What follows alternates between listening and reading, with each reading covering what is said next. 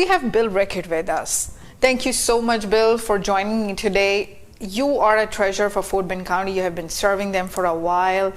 And I was just reading through your profile. You have even worked for oil and gas in Norway. So how was that experience from there to the county and being a treasurer? Tell us about your journey. Okay, so yeah, so I actually had, I ran a business unit for our Norwegian seismic oil and gas exploration company, and was responsible from everything from sales to operations to the controller, all the finance and delivering the numbers. That's like a high-profile job. And then from being so much into numbers and delivering and the strategies and all to Fort Bend County. How does that happen? It was a simple journey. We, as the oil and gas industry was turned down this last time, I had ridden, the ups and downs, and and running a large organization, we were making cuts and cuts and cuts, and then finally I decided it was time for me to take a package and leave. And actually at the time, this was years ago, my wife had a company she was running at the time, she owned, and I was helping her with it, so I was doing that. Normally in a campaign, there is a point when you see other people not doing their job or not delivering, and then at that is a point when you feel, okay, now I think something needs to be done, and you take a lead and you go for a public office. So something like that happened in your life? No, actually I was, as my wife was about to sell her company, and I was looking at what I was going to do. I started asking around within the community, because I didn't want to go back to traveling internationally. That must be the daunting part. I used to go all over.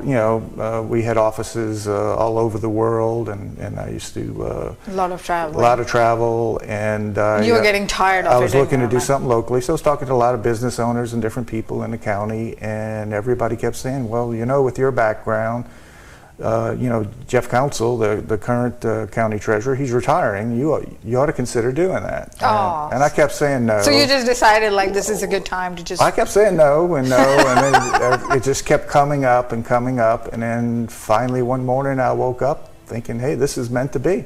Okay, so and you took a dive. Okay, so let me ask you this question, like, because when we were emailing, so you were kind of tutoring me actually, because I didn't know what the county treasurer does. So the whole show today is like, I want you to tell us about your campaign, how is it working, and how as a district clerk, as a treasurer of the county, of such a big county which is so diverse as well at the same time.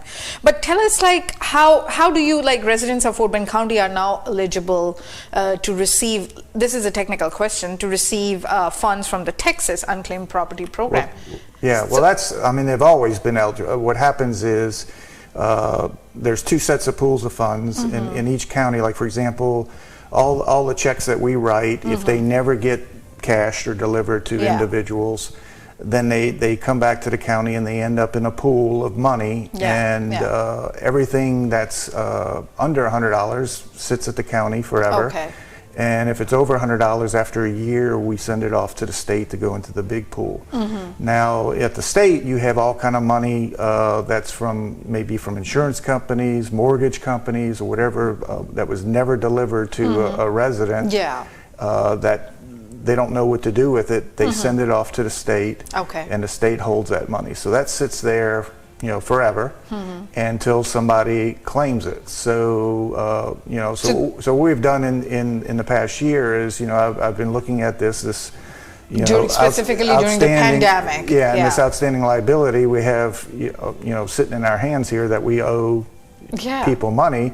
So it's like, how can we go about making a big push to get that back into the rightful owner's hands? So that's when we started. So there's, like, right now, correct me, like, if I'm wrong, like, there are like $7 billion right now with the county.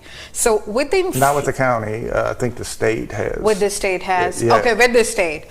So how would you, if you have given an option, because you're also in a campaign, so what sectors do you think the county needs help?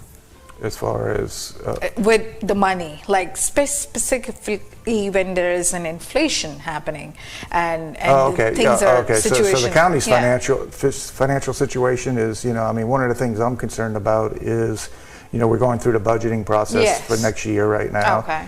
And if you look at inflation numbers, we're at 8-9%, and it could get worse. Yeah. And we really aren't taking those type numbers into account, I think, in the budgeting process, because it makes it very difficult and painful. Yes. So it's going to be interesting to see as the year goes on, once we do adopt a budget, what happens if inflation does, cause us some major concerns. So our county can be safeguarded, all the people can be safeguarded in certain way in certain programs, you think? I need your opinion for that. In programs? Like there are like funds available, like during the pandemic there were like funds available. Okay, so you talk about the federal money Yeah. that's come through that was basically for assisting people Yes, during exactly. the pandemic Yeah. and the economic downturn caused by the shutdowns and everything else that Yes. occurred. So there's still a significant amount of money that the county needs to spend. I think in the last Commissioner's Court they talked about it's about $70 million that needs to be allocated for expenses. We have spent pretty heavily on what I would call social assistance, social programs During the pandemic. in Fort Bend County. Yes, Fort Bend County did actually. Now, if you look Yeah. statewide, a lot of other counties have tried to focus on investing some of that money into infrastructure and things to reduce their cost in the Yeah. future. Okay. Which helps all the residents long term versus short term. So I think we've had more of a focus on short term fulfillment. So you versus- suggest to go for long-term focus. I personally would rather see do more long-term investments to create more stability in the county. And we've brought on lots of positions on under this money and under grant money over the last 2 years. That what do we do when that money runs out, right? Yeah. How do we pay for those positions? How do we pay? It's a big concern as to how you keep that momentum. Now, typically, in a normal times, you have grant money comes along, and you may create a few positions with grant money. Correct. And then the county's growing, so then you grow into needing those positions. Correct. But it's so many, and some of them are so specialized. That are you really going to need these specific people 2 years, 3 years down the road when there's no money to fund them, and then you're going to have to go back to the taxpayers and say we need more tax money, right, to pay for it. Yes, exactly, right, because right. already the county residents are already complaining about the tax rises in the house taxes and all that. So I mean, because normally Fort Bend County is pretty well managed. It's a tightly knit community, but we are mostly compared with the Montgomery County actually. Yeah. So I think during the pandemic they did. Are you referring to that? Like they did have a long-term plans, and there are right. They didn't do shutdowns and impact businesses as bad. So you didn't have all the the business needs because and then people were weren't affected as much, and so then some of those funds could be used for redirected for more like infrastructure type things that are going to help them save money in the future for the longer term. Yeah, for the longer term, right? I mean, I always look at that. You have short-term money coming in, and let's plan for the long term. What you don't want to do is use it that causes you to commit to money in the future that you won't have, right? So how do I use this money today to reduce cost in the future, right? That's a good idea, actually. A lot of things about efficiency and technology. My origin is computer science and technology. So you're more into fiscals and numbers and all that. Yeah. Let me, Bill, let me just have a very quick break. We're going to go on a very quick break. We are talking to Bill Rickert with us. He is Treasurer of Fort Bend County. Stay tuned.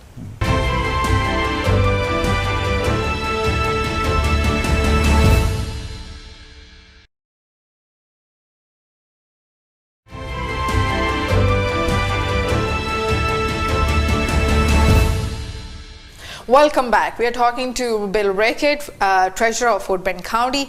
Bill, before the break, we were talking about some long-term planning and things like that. Now you're in the process of your own campaign. So how do you focus on your campaign? What is the focus of your campaign?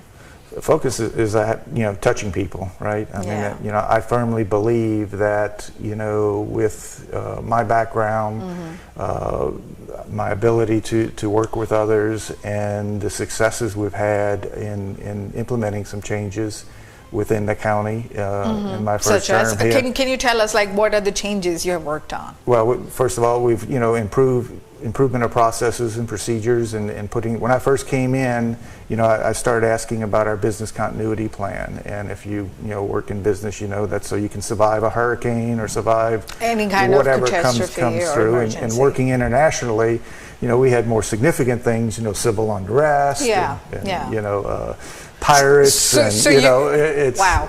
So that was an experience at the back. Yeah. So that pushed you to plan into. That's why I think I can connect it. Like earlier before the break, you said invest in the long-term game. Yeah. So we, so I'm like, okay, so what do we do for this? What did we do during Harvey? And we had people jumping through hoops and putting themselves in harm's way, and everything had to be done in the office. So I started looking at how can we work from anywhere, right? So made some big pushes. I had, of course, we got a budget in place, so I had to find money to do, for things like laptops and that. So I took a good look at the banking agreement and found where there were some charges that we should be able to get removed and whatever, and free up money. And so we got money freed up so we could actually do that, implement with laptops, go through and do all the testing. We had to go through all the software, see what works, what doesn't work remotely. During the COVID, you needed all that? Well, before all this, right? So when I first came in, I was making that big push.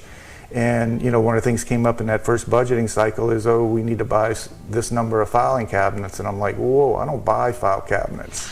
Right? Where's our electronic document management, right? So then they're like, well, they opted out of it. So I'm like, okay, who do I talk to? So we were able, in the first year, we got all the payroll documents all in, cleaned up and in the online system. And now we have all the banking documents on there. We've got all our applications running on laptops. We're able to do, over 95% of the treasurer's office functions from anywhere, right? Securely from anywhere. And so when COVID came along, all of a sudden, my team's like, now I understand, right? The urgency, right? So we were in a, so we were in a pretty good position in the treasurer's office, because people don't think about, when you're in a crisis situation, you still need to pay bills. I agree. You need to pay your employees. You need to pay, you need to move money. You need to be able to do all those things. So it's a very critical part of county government, which was not in place before you were in office. Right. And you think because you were in the office, you first started cleaning up before COVID, and during exactly bam there, COVID happened and situation was controlled.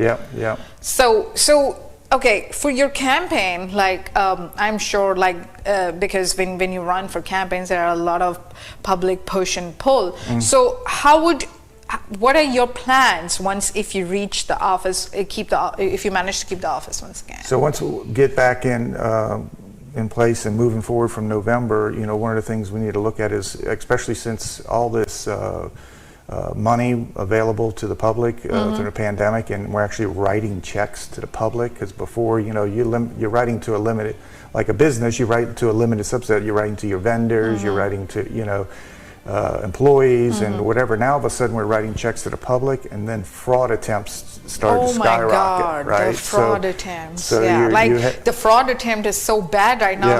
President Biden has to sign up a bill about it, because every month we are having this. So Fort Bend County has similar issues. Constantly we have fraud attempts, and one of the things when we were going through the RFP process for a new depository bank, one of the big pushes was for technology, right? I'm a technology guy.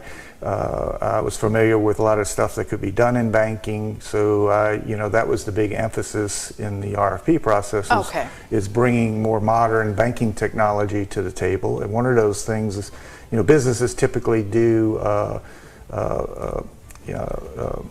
where you're verifying, you send a list of check numbers and you send a list of amounts, right? Yeah. And then when the check's clear, they compare it to your list. It's called positive pay, right? And if they don't match, then it comes to you as an exception to approve, right? Well, that doesn't stop check washing, where people change the name on a check or just generate a check where it's actually originally a valid check, but it's been intercepted and changed. So we've, one of the things I insisted on is be able to do payee positive pay, where we're actually checking the payee name, which is more difficult, right? When you check in numbers, it's easier, right, to optically recognize, but then to check a name where you might have a period after an initial, or you might not, or you might, the things that are harder, a lot more to work out and get all of. I need your opinion for this, because you are directly in touch with the commissioner's offices, and you're pushing for, like you said, they wanted to get the cabinets and all that, and you said, no, we need the system in place. Appraisals are skyrocketing. I needed your opinion about that. Like, residents in Fort Bend County are complaining all over. What would your opinion be? Well, basically, if you look at, what people don't realize, it's a multi-step process, right? So you have the county appraisal district, whose job is to go out and look at the value of homes. Now, they go out to the market, and there's going to be situations where your house isn't done right because there's something unique about your house, or something unique about the other comparables that caused it to not, and that's why you have a process to protest the value. But in general, property values went up a lot in Fort Bend County. But then inflation is there. People cannot pay, and it's just we just got out of the pandemic. But it's a multiple step, right? So first of all, the state legislature has rules in place where if it's your homestead, right? The homestead exemption includes a 10% cap on how much you pay on, right? That's true. So even though if your house goes up 30% in value, your taxable value only goes up 10% each year. It's just a cap over there. Right, it's a cap. Now that doesn't mean you're going to pay more taxes. That just says that's the value of your home you're going to be taxed on. Then each taxing entity goes out and they determine, based on the values that are reported to them from the CAD, what they're going to set their tax rate at. So they can set a tax rate, even though your house goes up 10%, they can set a tax rate that's lower that causes how much you actually pay to go down. And across the county, for county government and cities, we are capped at, on existing homes or buildings or whatever tax base, at 3.5% growth over the previous year, right? So that doesn't include new buildings. That's all that new taxable base is outside of that, but everything that exists already. So across the county, for the county, we can only adopt a tax rate that at most raises how much revenue we get in total from those existing properties by 3.5%. Now that means, so that once again, that's another safeguard that's in place, right, to keep you from, getting driven out. Too much money taken out of our wallets. But you can go over that 3.5%, but you got to put it to a vote for the residents, for the voters, right? So then it comes to a vote if the tax rate is going to cause it to be more than 3.5%. Now for school districts, that cap is 2.5%. Right. So and the school district is almost half of what you pay in your tax bill. The county's about 18%. About 18%. Oh, these are serious numbers, because I'm like a regular resident of Fort Bend County, I would be just saying, no, this is becoming too much. And now since you have explained. But you have the CAD that sets the value. Commissioner's Court that set, or the school board or whoever sets the tax rate for each entity, and then the tax collector, assessor, sends out the bills and collects your money, and then from that money we get that piece that's for the county, right? Last question, but very quickly, I'm going to wrap up after that. So there is a sentiment in Fort Bend County, like people feel like, women, minorities not represented correctly. Is that correct?